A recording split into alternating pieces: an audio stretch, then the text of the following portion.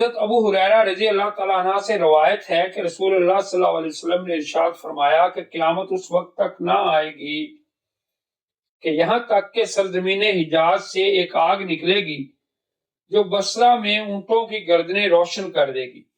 یہ بھی صحیح بخاری کی حدیث ہے۔ اس حدیث کی تشریح میں صحیح مسلم کے شارح علامہ رودی رحمۃ اللہ علیہ لکھتے ہیں کہ بصرہ مدینہ اور دمشق کے درمیان کا مشہور شہر ہے جو دمشق سے 48 میل کے فاصلے پر ہے۔